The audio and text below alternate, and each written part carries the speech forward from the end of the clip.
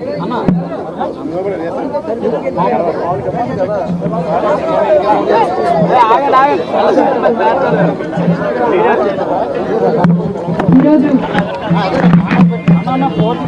రాజశేఖర రెడ్డి బిడ్డ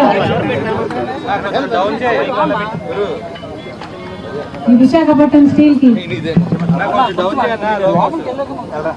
2000 మంది కార్మికుల ఉద్యోగాలను పీకేసినందుకు నిరసనగా మీ బాధలో పాలు పంచుకోవడానికి మీ తరపున నిరాహార దీక్ష చేయడానికి కాంగ్రెస్ పార్టీ అధ్యక్షురాలుగా మీ రాజశేఖర రెడ్డి బిడ్డ వచ్చింది. ఈరోజు రాజీవ్ గాంధీ గారి వర్ధంతి. రాజీవ్ గాంధీ గారు రాజశేఖర రెడ్డి గారికి చాలా ప్రియమైన నాయకుడు. అంత గొప్ప నాయకుడికి మనస్ఫూర్తిగా నివాళులు అర్పిస్తూ ఇక్కడ మీకోసం వచ్చిన నాకు, చేరి వచ్చిన ప్రతి అన్నకు, ప్రతి తమ్మునికి, ప్రతి అక్కకు, ప్రతి చెల్లికి మీ రాజశేఖర రెడ్డి బిడ్డ శిరస్సు వంచి చేతులు సాధించి మనస్ఫూర్తిగా నమస్కరించుకుంటాను.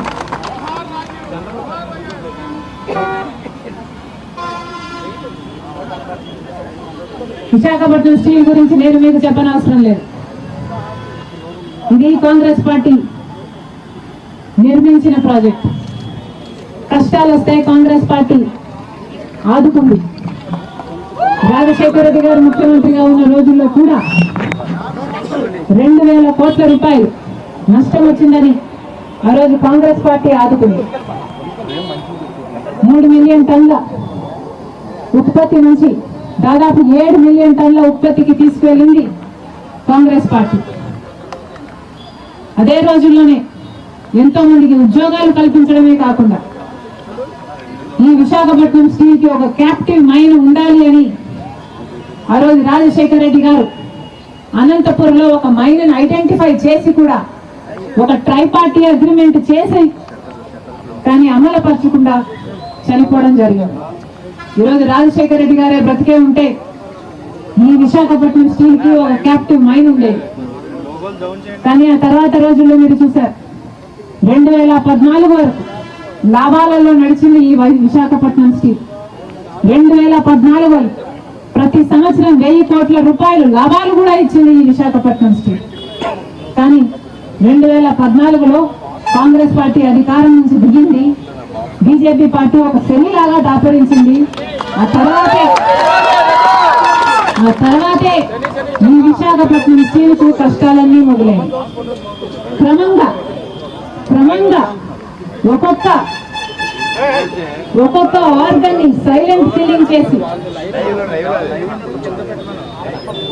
విశాఖపట్నం స్టీల్ మొత్తం ఊపిరి తీసేసి ఆ తర్వాత విశాఖపట్నం స్టీల్ వాళ్ళ బినామీలకు, అదానికో, జిందాల్కో అమ్మాలనే కుట్ర చేస్తుంది బీజేపీ పార్టీ. ఈ రోజు వరకు కూడా విశాఖపట్నం స్టీల్ మీద ఉన్న శ్రద్ధంతా బీజేపీ పార్టీకి ఈ భూముల మీద మాత్రమే ఉంది.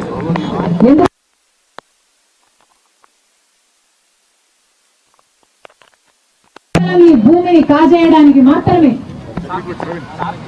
బీజేపీ ప్రభుత్వం ఇన్ని కుట్రలు పన్నుతుంది. ఒక్కొక్క అభినయం ఒక్కొక్కటి తొలగించుకుంటూ పోవాలన్నట్టు ఒక కుక్కను చంపాలి అంటే అది ముందు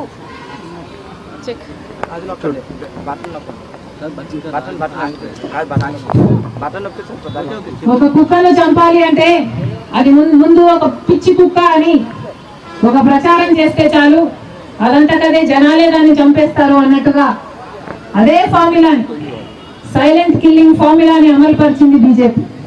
మెల్లగా క్రమంగా రా మెటీరియల్ కాస్ట్ను పెంచుకుంటూ పోయింది. బొగ్గును కూడా అందుబాటులో లేకుండా చేసింది. ఆఖరికి గంగవరం పోర్టులో నుంచి ట్రాన్స్పోర్టేషన్ ఛార్జెస్ కూడా పెంచుకుంటూ పోయింది. ఇలా 1 కాదు 2 కాదు, క్యాప్టివ్ మైన్ ఇయ్యకపోగా, సెయిల్లో విలీనం చెయ్యకపోగా అన్ని రకాలుగా అన్యాయం చేస్తూ ఈరోజు విశాఖపట్నం స్టీలు 28,000 కోట్ల రూపాయల అప్పులో ఉంది అంటే దానికి కారణం బీజేపీ పార్టీ.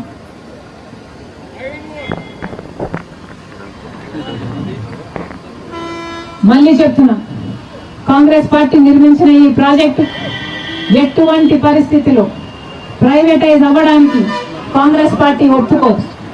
ఇటీవల అసలు ఒక రకంగా కాదు కదా, 2021లోనేమో ఒక ప్రకటన చేస్తారు, దీన్ని ప్రైవేటీకరణ చేస్తున్నాము అని చెప్తారు. ఆ తర్వాత నాయకులు వస్తారు, ప్రైవేటీకరణ చేయటం లేదు అని మంచి మాటలు చెప్తారు, మీ ఓట్లు ఉంచుకుంటారు. ఆ తర్వాత మళ్ళీ పార్లమెంటుకు వెళ్ళి ఆ నిర్ణయం మారలేదు అంటారు. ఏది నిజము, ఏది అబద్ధం? ఇంకెన్ని మోసాలు చేస్తారు, ఇంకెన్ని రకాలుగా వీళ్ళ కడుపులు కొడతారు. మొన్నటికి మొన్న 11,000 కోట్ల రూపాయల ప్యాకేజీ విడుదల చేస్తున్నామని చెప్పారు. 8,000 కోట్ల రూపాయలు ఇచ్చారట. ఆ 8,000 కోట్ల రూపాయలు ఇచ్చింది ఒక్క రూపాయి కూడా ప్రాజెక్టు కోసం, స్టీల్ ఫ్యాక్టరీ కోసం వాడింది లేదు. ఒక్క రూపాయి కూడా ఉత్పత్తి పెంచుకోవడానికి కానీ, ఎక్స్పాన్షన్ కానీ, కార్మికుల జీతాలు ఇవ్వడానికి కానీ, వాళ్ళ వెల్ఫేర్ కానీ ఒక్క రూపాయి కూడా ఇచ్చింది లేదు. 11,000 కోట్ల రూపాయల్లో 8,000 కోట్ల రూపాయలు వచ్చిన అర్ధ గంటలోనే అప్పులు తీర్చడానికి వెళ్ళిపోయింది. అంటే ఒక కేంద్ర సంస్థ నుంచి డబ్బు వచ్చింది, ఇంకో కేంద్ర సంస్థకు వెళ్ళిపోయింది. మరి ఏం ఉద్ధరించినట్టు బీజేపీ పార్టీ? ఇంకా ఇవ్వాల్సింది 3,000 కోట్ల రూపాయలు. ఆ 3,000 కోట్ల రూపాయలు కూడా ఎప్పుడు ఇస్తారట? ఇక్కడ 5,000 మంది ఉద్యోగాలు పీకేస్తే అప్పుడు ఆ 3,000 కోట్ల రూపాయలు విడుదల చేస్తారట. ఇది ఎక్కడి న్యాయం అని అడుగుతున్నాం. ఇప్పటికి 2,000 మంది ఉద్యోగాలను తీసేశారు. ఒకరు కాదు, ఇద్దరు కాదు, 100 కాదు, 200 కాదు, 2,000 మంది ఉద్యోగాలు. అంటే వాళ్ళ కుటుంబాలు వాళ్ళ మీద ఆధారపడి ఉంటాయి. 10,000 మంది జీవితాలను ఎఫెక్ట్ చేసే డిసిషన్ ఎట్లా పడితే అట్లా, ఒక పద్ధతి లేదు, ఒక ప్రొసీజర్ లేదు, ఎందుకు తీస్తున్నారో చెప్పలేదు. 2,000 మంది, దాదాపు 2,000 మంది ఉద్యోగాలు పీకేశారు. ఇది ఎక్కడి న్యాయం అని అడుగుతున్నాం. ఎవరి ఉద్యోగాలు పీకేశారు? ఇక్కడ పని చేస్తున్న వాళ్ళ ఉద్యోగాలు పీకేశారు. ఇందాక ఒక అన్న చెప్తూ మాట్లాడాడు, మేము భూములు ఇచ్చాము, ఇక్కడ మా పూర్వీకులు భూములు ఇచ్చారు, ఇక్కడ మా బ్రతుకులను ఇచ్చాము ఈ ఫ్యాక్టరీకి, మా రక్తాన్ని ఇచ్చాము ఈ ఫ్యాక్టరీకి. కానీ ఈ రోజు మాకేం చేస్తుంది ప్రభుత్వం అంటే, ఇదే భూమి మీద కన్నేసి మమ్మల్ని ఉద్యోగాల నుంచి తీసేసి ఈ భూమిని అదాని లాంటి వాళ్ళ కట్టబెట్టాలని చూస్తుంది. ఇది అన్యాయం కాకపోతే దీన్ని ఏమనాలి? ఈ నాయకుడు ఛాతిలో ఉన్నది గుండెనా బండనా? ఏమనాలి వీళ్ళని?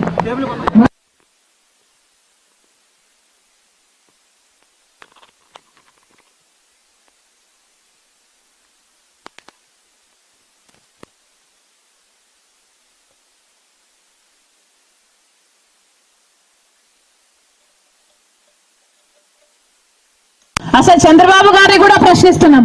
మీరు ఈరోజు ముఖ్యమంత్రిగా ఉన్నారు, ముఖ్యమంత్రి స్థాయిలో ఉన్న వాళ్ళు ఒక సంస్థలో 2,000 మంది ఉద్యోగాలను తీసేస్తే కనీసం స్పందించాల్సిన అవసరం లేదా? అడుగుతున్నాం. జనసేన పార్టీ నాయకుడు పవన్ కళ్యాణ్ గారిని అడుగుతున్నాం, బీజేపీ పార్టీని అడుగుతున్నాం.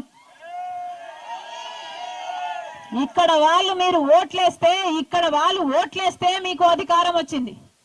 ఇక్కడ పక్కనే ఎమ్మెల్యే ఏమో జనసేన, టీడీపీ. మరి అలాంటప్పుడు ఒక్కరైనా వచ్చి ఆదుకున్నారా? 2,000 మంది ఉద్యోగాలు పోతే ఒక్కరు కూడా ఎందుకు రాలేదని ప్రశ్నిస్తున్నాం. ఇదే కూటమి సర్కార్, ఇదే చంద్రబాబు గారు ఇచ్చిన మద్దతుతో ఈరోజు బీజేపీ అధికారంలో ఉంది.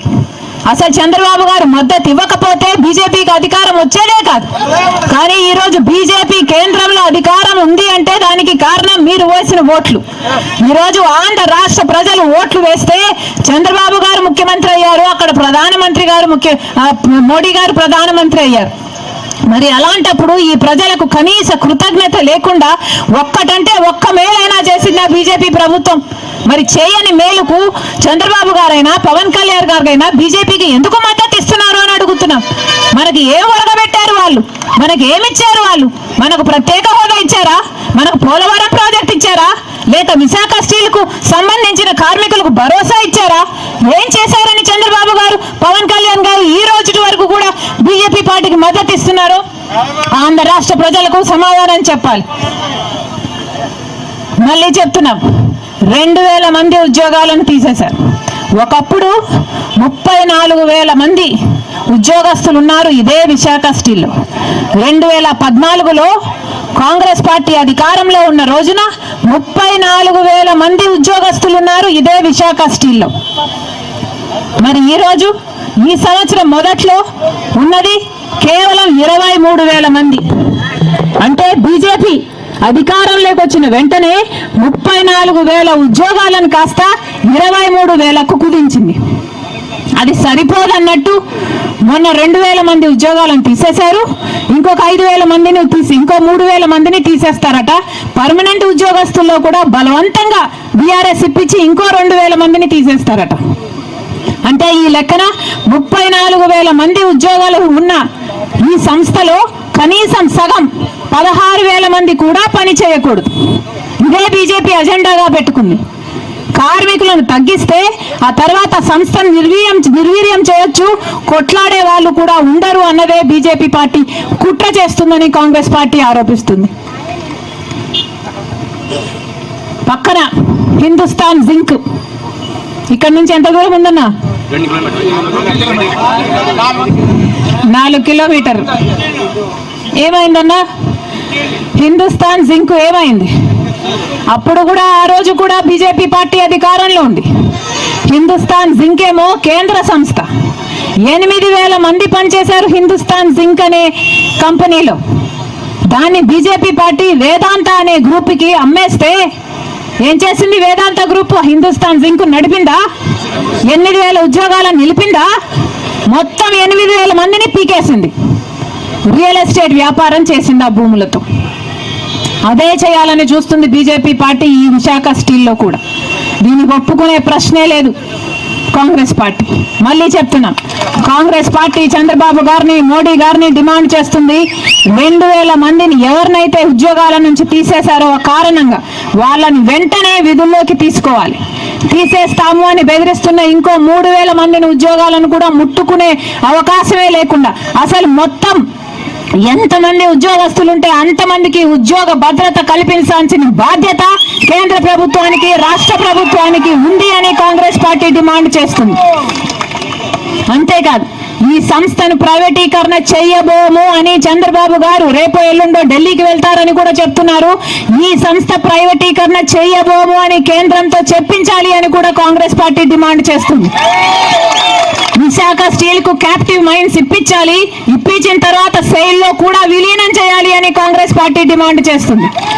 రాజశేఖర్ రెడ్డి బిడ్డ మళ్ళీ చెప్తుంది, ఇక్కడ నిరాహార దీక్షకు కూర్చుంది ఈ 2,000 మంది ఉద్యోగాలను మళ్ళీ భర్తీ చేయించడానికే. ఈ డిమాండ్ మీట్ అయ్యేంత వరకు రాజశేఖర్ రెడ్డి బిడ్డ ఇక్కడ నుంచి కదిలే ప్రసక్తే లేదు.